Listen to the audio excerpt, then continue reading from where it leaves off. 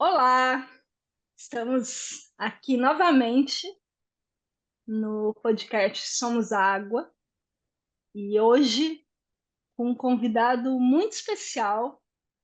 Daqui a pouco eu vou contar um pouquinho dessa história também, mas é o nosso primeiro convidado internacional. E, bom, lembrando sempre do propósito desse momento, que é reunir diferentes olhares, diferentes perspectivas, diferentes visões sobre essa temática tão incrível da água e trazer um pouquinho dessa história também, né? Hoje eu vou estar aqui com o Martin Wirniek, não sei se eu falei certo, mas tudo bem. Foi perfeito. É lá de Tamera, né, de Portugal, dessa ecovila que me é tão querida, né, que eu tenho tanto apreço, tanto amor, e contar que a primeira conexão, talvez não a primeira, a segunda que eu tive com Tamera foi com a visita de algumas pessoas de Tamera no Instituto de Permacultura onde eu vivia, em 2011. Né? Lá chegaram a Sabine Lichtenfeld, o Dieter Doom, a Mara, o Diogo, que fazia parte de Tamera na época também, e o Ben Miller. E antes de chegar no Instituto de Permacultura, no IPEC, a gente atravessa uma pequena ponte pêncil, por onde corre um pequeno riacho, um pequeno córrego, né? E eu fui buscar esse povo no portão, né? E nesse momento que a gente começou a atravessar esse córrego, eu estava muito perto do Bern Miller, e a gente começou a conversar sobre água. Nesse momento eu ainda não sabia que ele era um dos responsáveis por essa temática nessa época, né, em Tamera. A maioria das pessoas que estavam nessa visita falavam duas línguas que eu não domino, que é o português e o inglês. Mas no momento que a gente atravessou essa ponte, entrou no IPEC, onde eu deixei o povo, né, numa área central. E como também estava o Diogo, que conhecia tudo e foi apresentar o lugar para as pessoas, eu e o Berna, a gente foi para um outro lugar e a gente começou uma conversa sobre água. E eu diria que foi talvez uma das conversas mais profundas que eu tive sobre esse tema na minha vida. E que de fato foi um divisor de águas na minha vida. E que também foi um dos motivos pelo qual eu fui visitar Tamera depois disso, alguns meses depois, né? Nesse momento ele me fala um pouco do Victor Schauberger, né? Sobre o qual a gente conversou um pouquinho no podcast passado, mas que só vai aparecer daqui a uns dias. Ele me fala um pouco do Sepp Holzer, né? E alguns meses depois, quando eu cheguei em Tamera, eu acabei quase por acaso, podendo participar de um momento com o Sepp Holzer. E até aconteceu algo bem engraçado, né? É bem peculiar, porque alguém me falou, olha, ele fala um alemão bem único, né? Que é um dialeto austríaco, e várias pessoas têm uma dificuldade de entender ele por causa desse dialeto. E esse dialeto era muito parecido com o dialeto que minha família falava no sul do Brasil, então eu consegui entender ele Uau, perfeitamente. interessante. Foi um momento bem especial. Então, antes da gente começar essa conversa, quero aí chamar o Martin e fazer aquela perguntinha clássica que é: como está o estado das tuas águas nesse momento? Bom, obrigado, Julie, pelo convite ao podcast e olá a todas as pessoas escutando. Acho o estado das minhas águas superficialmente tranquilo, calmo, lento, mais fundo, agitado, tipo profundamente, grandes movimentos. E acho também ainda mais fundo, também tem tipo, um estado bem sereno e tranquilo. Mas acho que são várias camadas. Hoje tem um estado bem especial. Legal. E você quer responder essa pergunta também? Tipo, falando corpo da água. Então, bom, é gostoso receber essa pergunta também. Aqui hoje chove.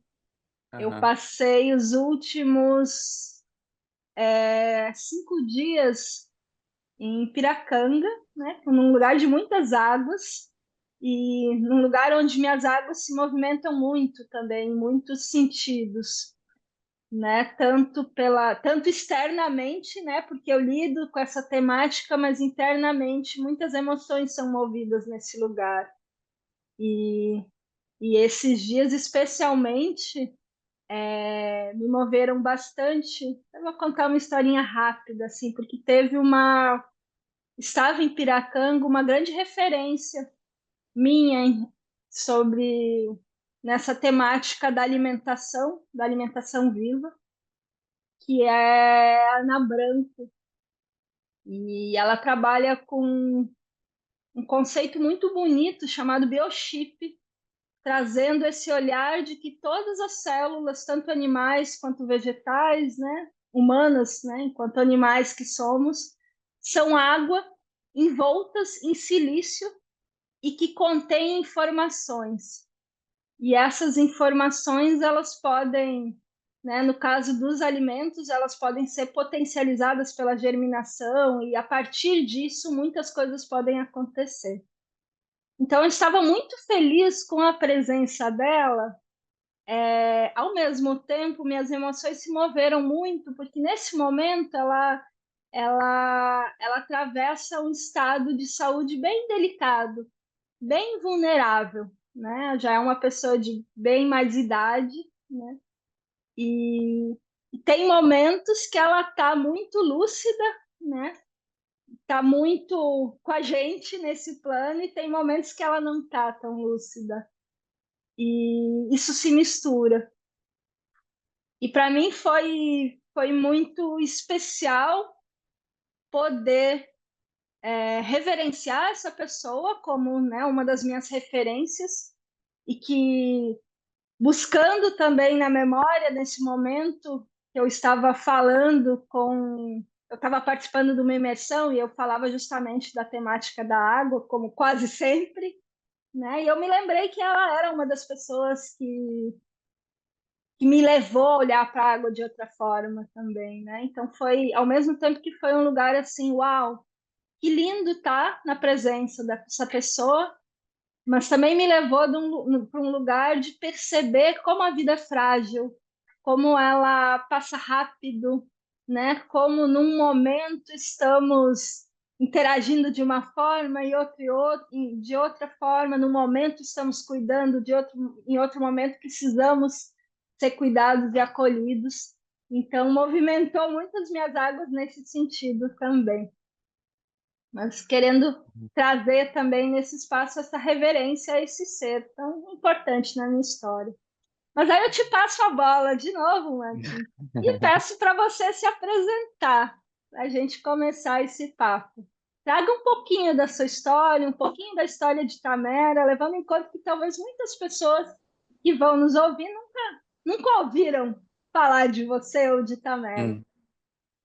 Bom, eu faço parte de Tamera, que é uma comunidade internacional em Portugal, que originalmente foi fundada na Alemanha nos anos 70, e o projeto se mudou ao sul de Portugal 90 no ano 95 e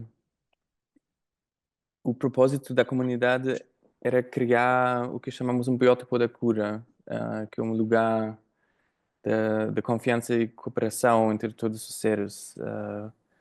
Originalmente também, e ainda está o foco do projeto, era esse reconhecimento do como as diferentes crises da humanidade são realmente interligados e um reconhecimento que para criar paz com a natureza, um novo equilíbrio, um, também faz falta trabalhar nas relações entre os humanos, um reconhecimento que muitos dos projetos da sustentabilidade ecológica falham nos conflitos entre os humanos e, sobretudo, nas áreas que a gente quer, tipo, privatizar ou que um, pensamos que só são perguntas, tipo, privadas.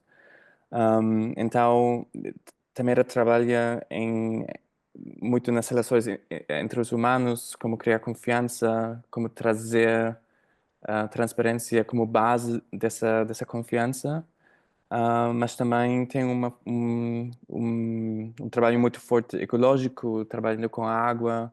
Estamos numa zona muito árida, com muita desertificação, e criamos uma paisagem da retenção aquática, que mostra como é possível ajudar a natureza para se, se curar, que não nós curamos, mas ela se cura, com nossa ajuda. E também tem um trabalho muito forte na educação, tanto como crianças, como adultos, e também em cooperação com lugares, em diferentes lugares do mundo, também com áreas de conflito e da crise, como Colômbia e Palestina. E queremos contribuir pelo surgimento de novas culturas não violentas e regenerativas. Eu cheguei aqui como jovem, como adolescente e fiquei. Me tornou membro da comunidade, e vi e testemunhei muitas das mudanças, tanto ecológicas como sociais. Eu fiz parte de muitos trabalhos e projetos internacionais e de ativismo. Um, e facilitei também uma aliança que se chamou Defend the Sacred Alliance, Aliança pela Defesa do Sagrado, que foi um conjunto de lideranças indígenas, de movimentos sociais e de diferentes comunidades intencionais, tanto como pessoas que trabalham na regeneração ecológica, que também tive no fundamento essa oração pela água, porque foi impulsado pelo movimento indígena na América do Norte, que trouxe muito essa importância da água e também uma conexão espiritual mesmo. E para mim foi um novo momento de uma viragem no meu ativismo, para deixando um pouco essa forma de agir de uma forma antropocêntrica para realmente seguir a guia dos poderes mais grandes, do que os humanos. E, bom, eu trabalho muito com água, também como co-diretor de um documentário que se chama Water is Love, Água é Amor, que fala do potencial das comunidades locais em regenerar ecossistemas e ciclos da água, e como isso também é muito central, para uma resposta regenerativa e uma resposta da libertação coletiva em frente das alterações climáticas. Podemos falar mais disso. E contudo, eu também estou num caminho compreender ainda cada vez mais o que é água, o que significa trabalhar pela água, deixando esse modo de trabalhar mecânico para realmente estar em contato com esse elemento que ainda para mim é um caminho de aprendizagem, mas também muito mágico. Yeah. Talvez um pouco, alguns pedaços da minha história. É, a Thaisa Matos, que é uma amiga muito querida, em Yeah, eu comum, conheço também. inclusive, Sim, sim. ela fala que Tamera reúne esse trabalho, né, com as águas interiores e as águas exteriores, né? Eu gosto muito de olhar também para essa jornada que eu reconheço como um ser de fora, né? Mas olhando para esse lugar, né? Lá atrás, que era um lugar bem árido, né? Com bastante ali influência da desertificação e que a partir desse trabalho externo, primeiramente, talvez, né? Com as paisagens de retenção aquática, essa vida foi voltando, né? E ao mesmo tempo esse trabalho dessa vida voltando na sua plenitude nas relações humanas também. Uhum. E isso me remete pessoalmente muito a esse olhar sobre o sagrado também, né? Enquanto também pensando um pouco nesse propósito, né, desse trabalho que a gente tem feito aqui, de deixar de ver a água simplesmente como um recurso, mas de ver a água realmente como um ser vivo, como um Uhum. grande organismo vivo e sagrado, né? E isso não é algo novo, né? Todos os povos originários tinham essa visão. Mas Exatamente. para a gente, enquanto ocidentais, a gente precisa resgatar essa informação internamente, né? Então, eu queria que você trouxesse um pouco desse caminho, né, Uhum. das águas exteriores, né, de regeneração das águas exteriores e como isso flui, como isso se cruza com essa regeneração dessas águas interiores, né? E eu percebo que de alguma forma existe uma culminação, ou pelo menos existe uma chegada parcial com essa manifestação desse documentário, desse filme Hum. também, né? Então, queria que você navegasse um pouco por esse caminho. Hum.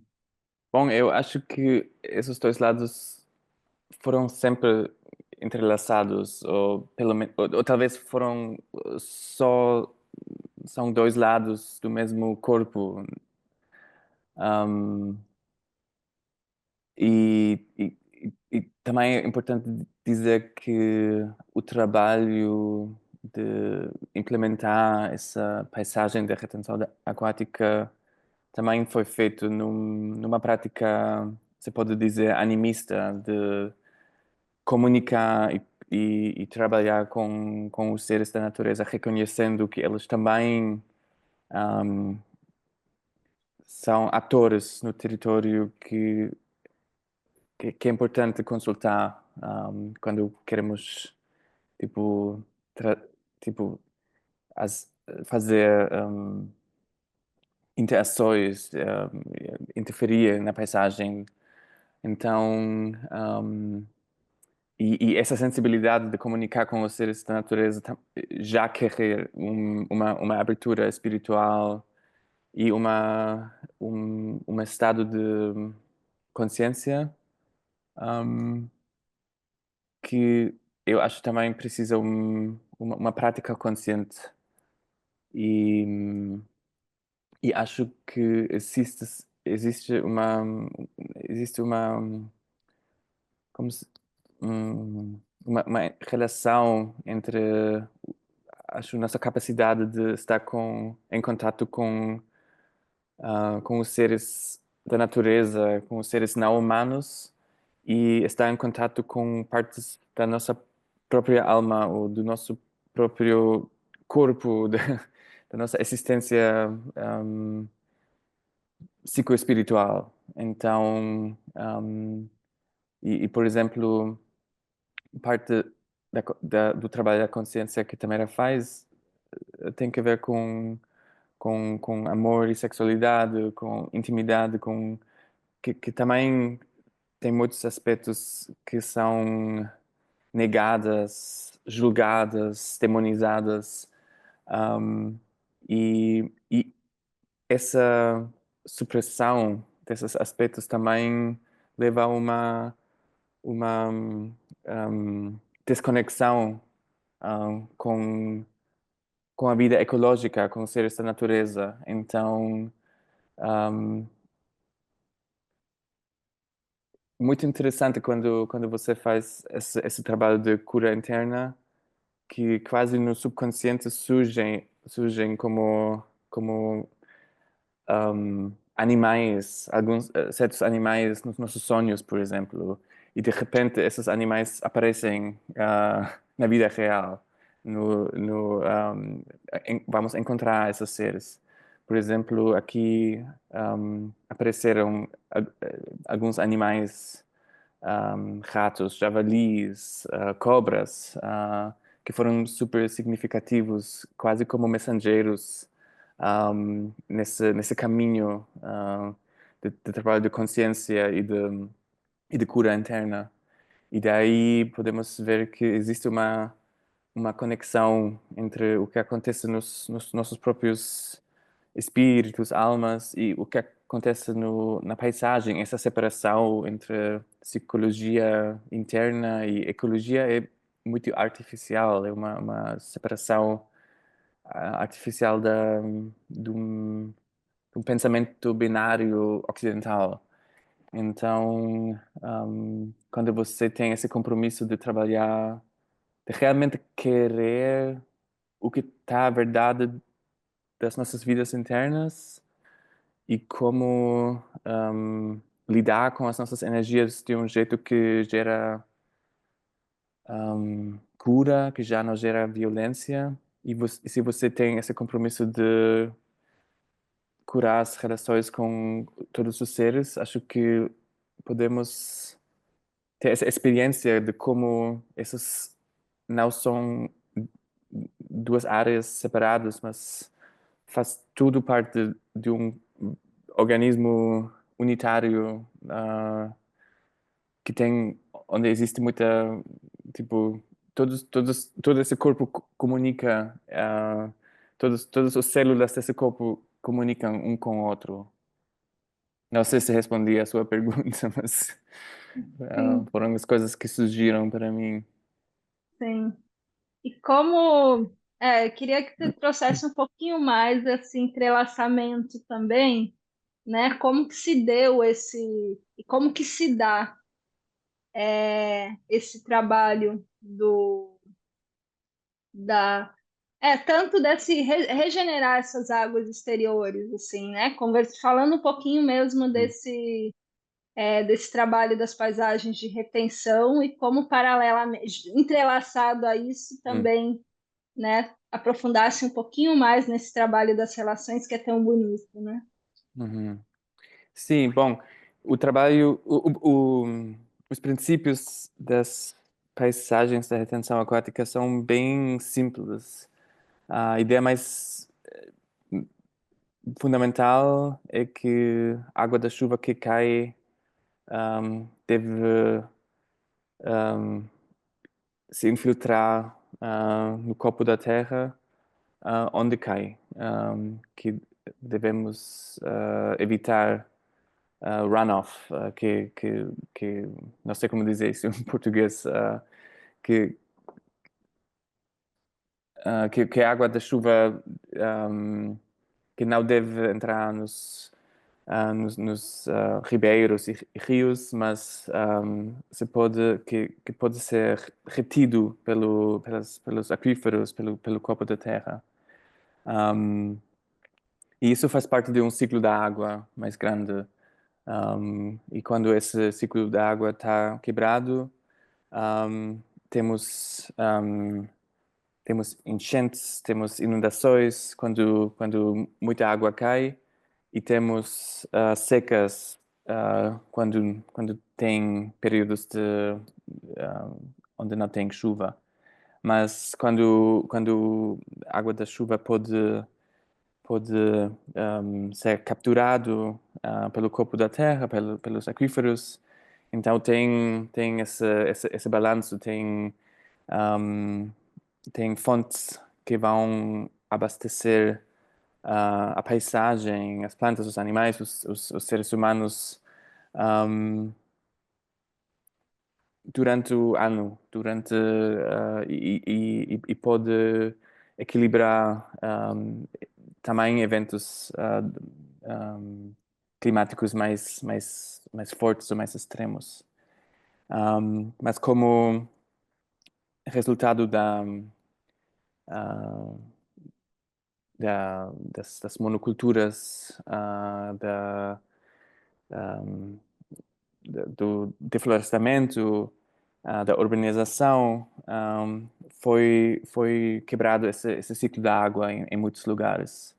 E também tem um aspecto do aquecimento global, que quando você quando, quando a Terra tem muita vegetação, então as plantas vão transformar o calor do Sol pela uma energia que eles vão trazer, vão baixar a temperatura quando eles fazem essa evapotranspiração. Então, você também tem pequenos ciclos da água na Terra, que agora todo mundo conhece, os rios voadores, acho, a palavra em português, que também tem uma função-chave para trazer os nuvens do mar pela Terra. Então, paisagens de retenção da água são lugares onde que, são lugares degradados ecologicamente, onde pessoas ajudam para restabelecer essa função perdida, e criamos estruturas pequenas, descentralizadas, que permitem a chuva para mais uma vez se infiltrar na terra e para reiniciar esses ciclos da água. E podemos ver aqui em Tamera como quando os aquíferos já são abastecidos de novo pela água da chuva, tipo, toda a paisagem acorda de novo com vida. A vegetação cresce com muita força. Também voltaram muitos animais selvagens, mas também temos um microclima, que as temperaturas são mais baixos no verão, por exemplo.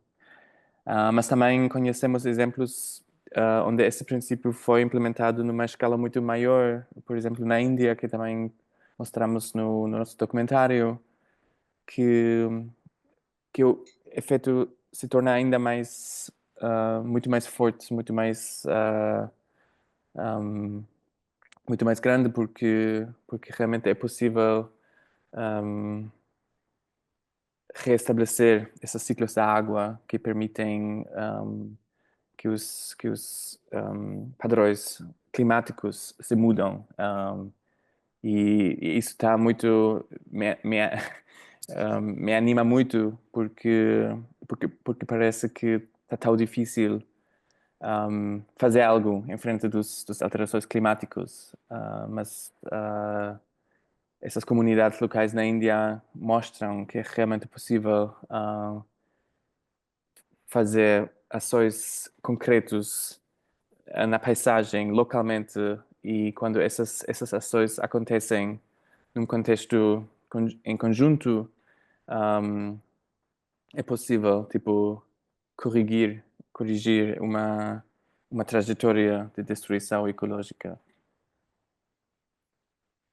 Falando um pouco em números, em Tamera, qual é o tamanho de Tamera? São 140 hectares. Eu lembro de um número da época que assim, o primeiro lago maior tem 2 hectares, certo? Uhum. E aí tem o maior que existe tem lá são 5 hectares, é isso? Mas tem vários outros. Quantos lagos são ao total hoje? Hum, eu não tenho um número exato, mas acho que são tipo, acho que são entre 5 e 10 hectares, todos os lagos juntos. Mas também é importante dizer que nos últimos anos também mudou um pouco o conceito, a ideia da retenção da água, tipo, deixamos um pouco atrás essa ideia de criar grandes lagos para reter a água no vale e criar mais pequenas estruturas mais em cima, nas colinas, nos montes. Um, Porque realmente queremos capturar a água o mais rápido do ponto onde, onde a gota da chuva tipo, encontra o solo. E isso mudou tipo, também a nossa ideia do que é uma paisagem de retenção aquática. É nada como a experiência para ir observando também, né? Yeah. E também o reflorestamento é também uma parte super importante da retenção da água, porque no final o objetivo é criar uma tipo, criar uma vegetação diversa e quando você tem essa, você também tem uma paisagem que tem a capacidade de receber a água. É, a água verde, né? Que é Exatamente. absorvida por toda a vegetação, né?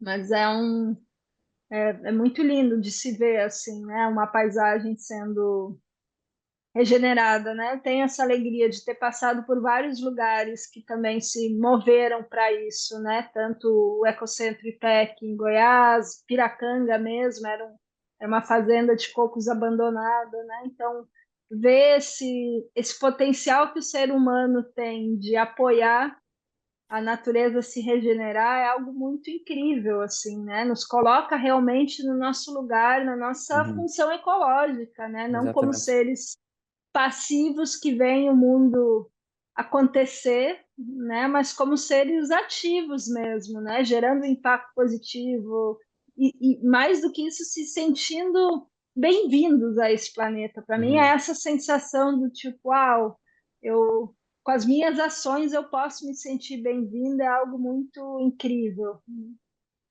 E Yeah. como que essa jornada para chegar até o documentário assim, né? Porque esse trabalho, Uhum. né, do da água enquanto amor, mas também dos fluxos das relações e tudo mais é algo muito presente em Tamera, assim, né? Me conta um pouquinho mais dessa água mais subjetiva. Foi mais sobre o documentário ou essa interconexão entre tipo amor e água? Então, Os dois. o documentário, os dois, mas na real, o documentário ele se propõe a trazer tanto a história, né, a base de Tamera, me corrija se eu estiver errado, né, Uhum.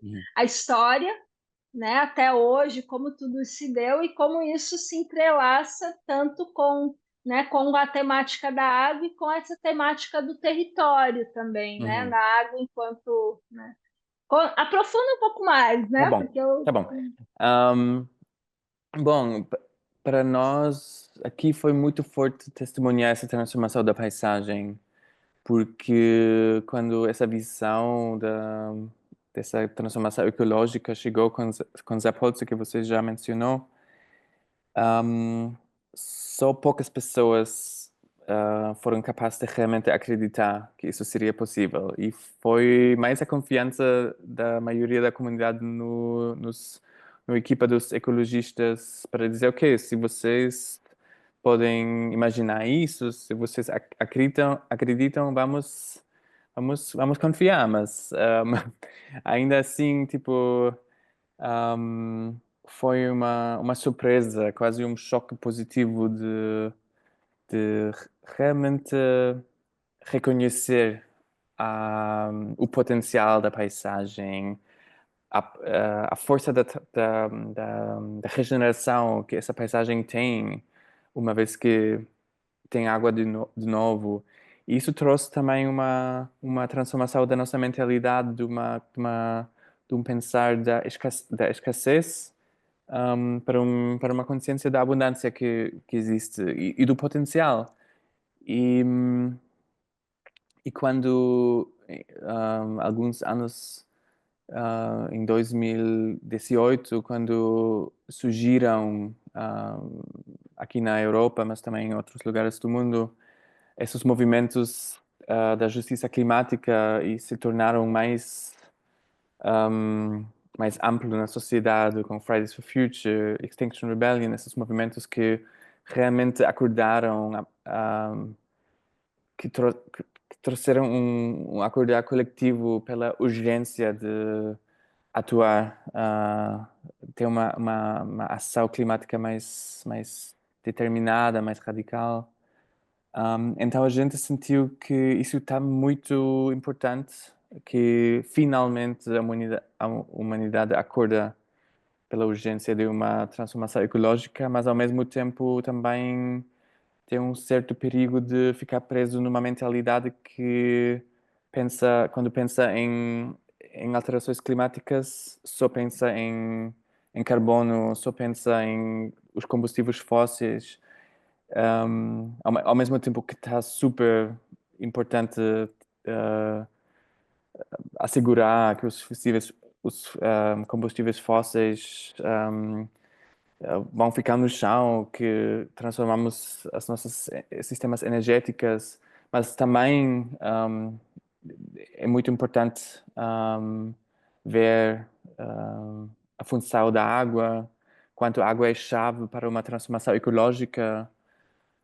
E daí surgiu essa ideia de temos que contar essa história, e também porque acho que existe uma resposta que agora está muito mainstream, às alterações climáticas, que é uma narrativa que diz que essa crise é tão grande e tão massiva que a única forma de atuar, que tem uma ação relevante, uma ação, de grande escala, centralizado, que só os governos e as grandes empresas podem efetuar. E daí nos vendem de novo soluções, comerciais, capitalistas, nos vendem a história de um capitalismo verde que é uma mentira. Um, e para nós foi muito importante mostrar que as comunidades locais podem atuar, que que essa ação é crucial e também mostramos que isso vai trazer também uma transformação social, cultural, política, uma mudança dos sistemas comerciais pelos sistemas, das relações, e também uma transformação de sistemas centralizados, tanto da água como de alimentação, como econômico, político, um, pelos sistemas mais descentralizados, mais conectados com a Terra, e que que a humanidade realmente se pode organizar, em comunidades das bacias hidrográficas, que para mim é uma visão muito importante de como a gente também se pode preparar pelos choques, ecológicos que acho que vamos testemunhar ainda mais, até, podemos regenerar os ecossistemas. Então foi muito importante participar, nesse processo de mais consciência ecológica e também ajudar para que esse tipo de relação entre ser humano e ecossistema pode surgir em cada vez mais lugares. Uau, muita coisa. Yeah. É, e não é, eu percebo que, na real, te ouvindo, assim, me vem muito esse olhar também de que é realmente necessário uma mudança de mentalidade, né, em todos esses níveis, isso é algo certo, né? Mas para mim uma grande pergunta é como as pessoas se relacionam ou deixam de se relacionar com essas diferentes temáticas, né? Porque uma pergunta que tem estado muito viva em mim ultimamente é o que determina ou o que faz com que eu me perceba como um ser atuante de fato nesse mundo, ou que eu siga só esse padrão do nascer, crescer, reproduzir e morrer, né? Para mim sempre foi algo muito vivo, nunca foi algo questionável, né? Do tipo, nós temos um propósito nessa existência, nós podemos fazer diferente, nós podemos, né, transformar a realidade, nós podemos regenerar esse planeta. Isso sempre foi algo natural para mim, né? Mas aí eu vejo que muitas pessoas não têm isso, né? Do tipo, o natural, talvez para elas seja simplesmente seguir, né, Hum, um movimento que a maioria faz e talvez estejam felizes com isso também, né? hum, Então, hoje, assim, em relação a esse movimento de realmente mudar essa mentalidade, né, da água enquanto recurso para um ser, né, para esse olhar da água enquanto um ser vivo, tem essa pergunta que tem vindo junto, assim, né? Uau, hum, como tocar as pessoas, como sensibilizar as pessoas para que elas realmente sintam empoderadas e sintam que elas podem fazer a diferença nesse planeta, assim. hum. Que, Bom, como que eu, você vê isso? eu realmente acho que um ponto de viragem é esse momento quando você ahm, entra de novo numa relação com a vida que é mais grande da humanidade, da existência humana. Realmente essa experiência de como ser humano, eu faço parte de um tecido muito mais grande. Um, e daí também vem uma motivação de mudar os meus comportamentos, por exemplo. Eu acredito muito no poder da consciência contextual, tipo, de compreender quais são os contextos que eu faço parte e de reconhecer quais são as consequências das minhas ações.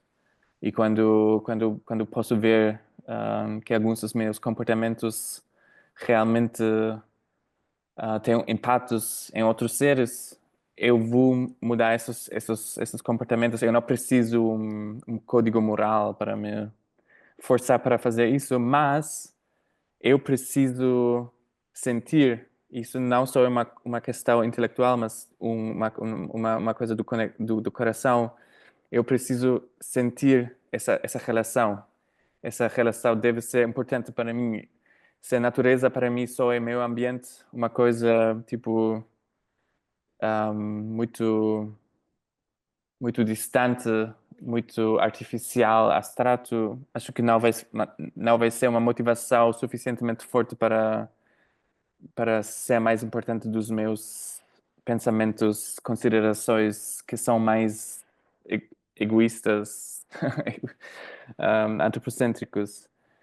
Então, para mim, é realmente uma pergunta bem grande, como a gente pode sentir que já, que não é, não, que nem é uma questão de como nos reconectar, mas como reconhecemos que já existe essa relação com todos os seres, com a água, com os animais, com as plantas, porque interagimos todo o tempo. Um, eu acho. Bom, essa pergunta começa comigo mesmo, porque tenho momentos enquanto eu estou totalmente nessa caixa antropocêntrica de uma mentalidade que não penso nas relações e tem outros momentos quando estou muito aberto e posso perceber e daí muda um, e posso refletir honestamente comigo mesmo e acho que também as pessoas que já têm essa responsabilidade que já têm essa consciência também temos a responsabilidade de hum, que para realmente ser exemplos vividos de uma outra forma de vida, realmente de viver o que significa responsabilidade relacional, por exemplo, como estar em respeito com a água, mas também acho importante criar espaços de encontrar de novo, entrar nessa relação e também eu faço trabalho educativo que também tem esse objetivo. Às vezes as pessoas chegam aqui e só porque são numa paisagem que foi regenerada, onde pessoas colocaram essa intenção de cura, eles acordam, eles têm uma mudança de consciência. Então, eu acredito muito em criar exemplos vividos, mas também acredito Exemplos de na arte, coerência. na poesia, sabe? Porque essa sensibilidade ecológica faz parte do nosso corpo, tipo, da nossa existência humana, só foi silenciada, só foi reprimida. Então, acho que é importante falar pela essa parte do nosso ser para que pode acordar de novo. Acho que não é mais isso.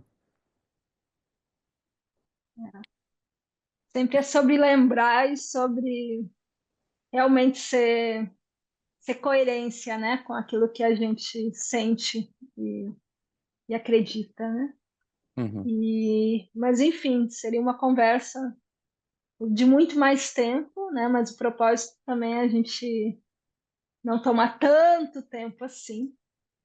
Então, o convite que eu te faço agora é trazer um pouquinho sobre como as pessoas podem acessar um pouquinho mais desse trabalho de Tamera, como podem acessar o documentário também, né, do Water is Love, né, como uhum, podem chegar perto desse trabalho, dessa dedicação tão uhum. linda. Yeah, o documentário está online, está acessível gratuitamente, então convido as- todos que ainda não conhecem o documentário para verem no nosso site waterislovefilm.org.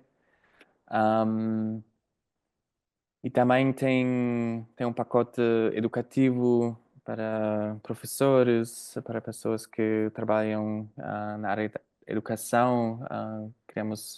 Juntamos um pacote de materiais para trazer esse documentário, mas também um, para aprender mais concretamente o que realmente significa construir paisagem de retenção aquática às escolas, às universidades.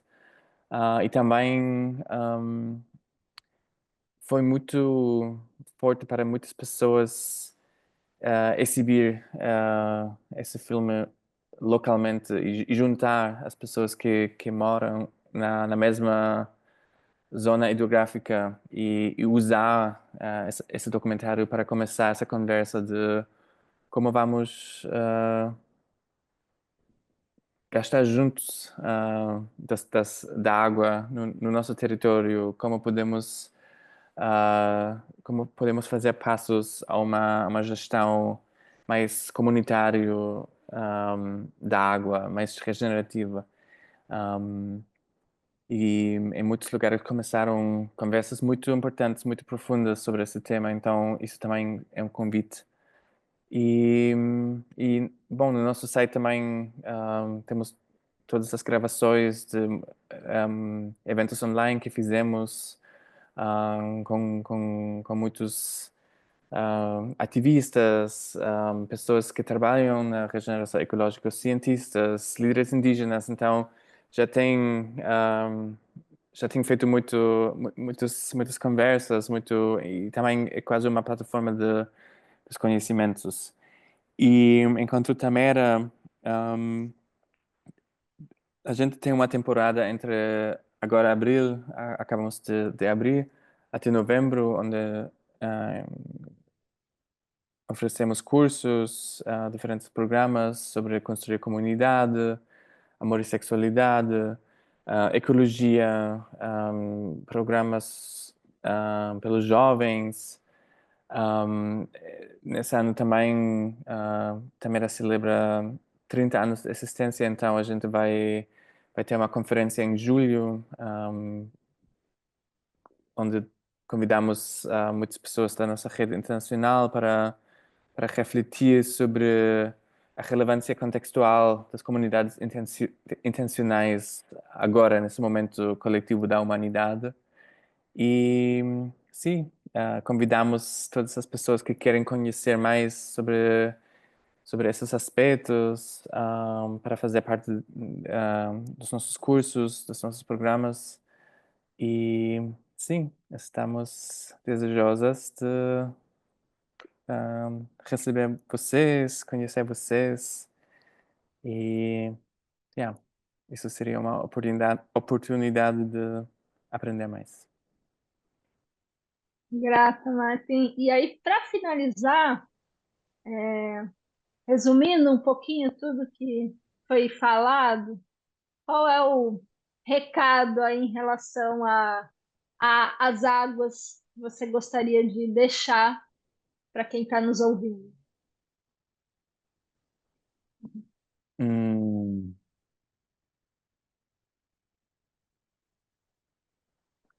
acho.